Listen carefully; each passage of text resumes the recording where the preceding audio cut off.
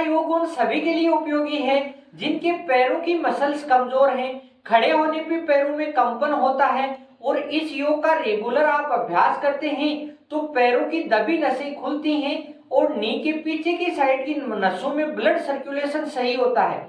इस योग के अभ्यास से साइटिका दर्द और कमर दर्द में भी आराम मिलता है। तो यह वीडियो आपको अच्छा लगे तो लाइक करें और उन दोस्तों को जरूर शेयर करें जिनके पैरों में कंपन की समस्या है। तो आज के वीडियो को शुरू करते हैं। नमस्कार दोस्तों, मेरा नाम है नवरंग, आप देख रहे हैं टिप टॉप हेल्थ और आज आ गया है फिर नया बुधवार और अपनी योगा डे सीरीज का 57 एपिसोड। तो आज का योग है हस्तपाद अंगुष्ठासन।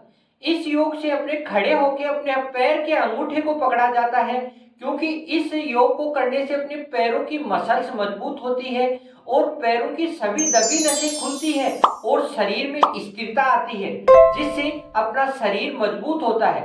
तो आज के योग को शुरू करते हैं। हस्तपाद अंगुष्ठासन योग करने के लिए सबसे पहले आपका पेट खाली होना चाहिए और इस योग का अभ्यास आप मॉर्निंग में भी कर सकते हैं, इवनिंग में भी कर सकते हैं।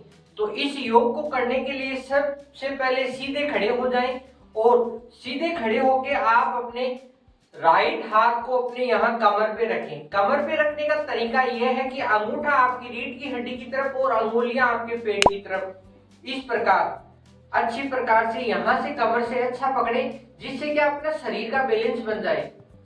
तो अपन ने यहाँ राइट हाथ को लगाया है तो राइट पैर ही अपने को खड़ा करना है और लेफ्ट हाथ से उसका अंगूठा पकड़ना है। देखो इस प्रकार सीधा किया और इस प्रकार।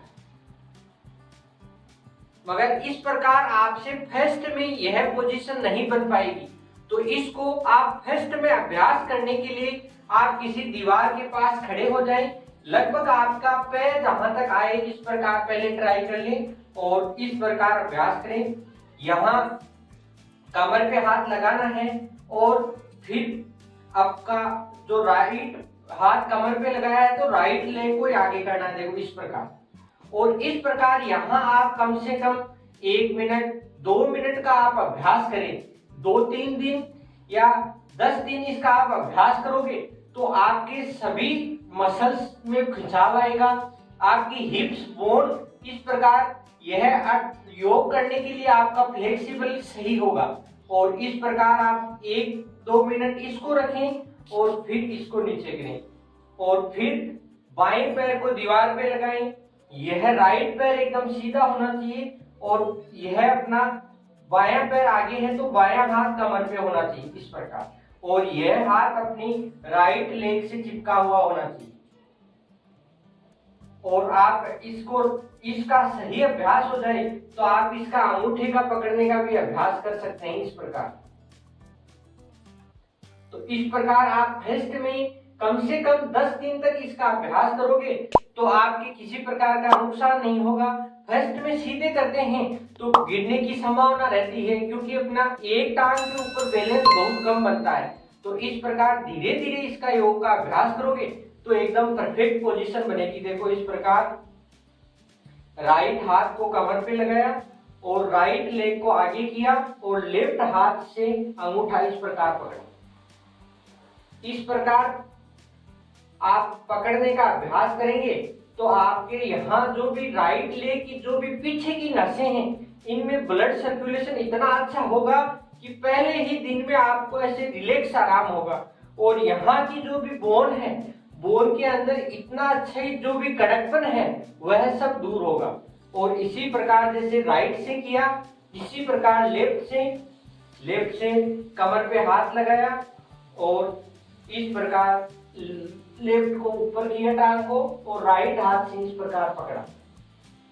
इस प्रकार पकड़ते ही अपने जैसे अपने राइट लेग को सीधा करते हैं नी को तो इस लेफ्ट लेग की सभी नसों में खिंचाव आता है और जिनके साइटिका दर्द कमर दर्द है उनमें बहुत ही अच्छा आराम मिलता है। जिनके नसों में खिंचाव है उनको भी बहुत रिलैक्स मिलता है।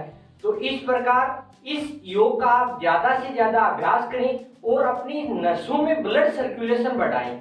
इस प्रकार आसानी से आप अपने घर पे इस योग को कर सकते हैं। हस्तपाद अंगुष्ठासन योग के अगर लाभ की बात करें तो इस योग से पैरों की मसल्स में लचीलापन आता है और पैरों की जो भी दबी हुई नसें हैं उनमें ब्लड सर्कुलेशन सही होता है, जिससे पैरों में सूनापन, कंपन आदि बीमारियों से छुटकारा मिलता है। इस योग का रेगुलर आप अभ्यास करते हैं तो अपने कुल्ले की बोन में खुलापन आता है और कुल्ले में जो भी पेन होता है उनमें भी बहुत आराम मिलता है। इस योग से अपने कमर दर्द और साइटिका के दर्द में भी बहुत आराम मिलता है। और इस योग को रेगुलर और क्रमबद्ध अगर तरीके से अपन करते हैं तो अपने शरीर में स्थिरता यानी बैलेंस बढ़ता है और माइंड का एकाग्रता भी बढ़ती है। तो यह योग बहुत ही अच्छा योग है, इसको दैनिक दिनचर्या में जरूर शामिल करें। आदंगुष्ठासन योग की अगर सावधानियों की बात करें, जिनके हाई बीपी की समस्या है उनको थोड़े समय के लिए इस योग का अभ्यास करते हैं तो आपके लिए सही है। और जिनको चक्कर आते हैं उनको इस योग का अभ्यास बिल्कुल नहीं करना चाहिए। और जिनके जोड़ों के दर्द की समस्या है वो अपने डॉक्टर की सलाह के अनुसार ही इस योग को करते हैं तो उनको सही और प्रॉफिट बेनिफिट मिलेंगे। आज का योग आपको कैसा लगा? योग आपको अच्छा लगा तो लाइक करें और उन दोस्तों को जरूर शेयर करें जिनके पैरों में कंपन की समस्या है। तो फिर मिलते हैं नेक्स्ट बुधवार। हंसते रहिए, मुस्कुराते रहिए और टिप टॉप हेल्थ से जुड़े रहिए। जय हिंद, वंदे मातरम। इस प्रकार के योग की डिटेल में स्टडी के लिए टिप टॉप हेल्थ को सब्सक्राइब करें।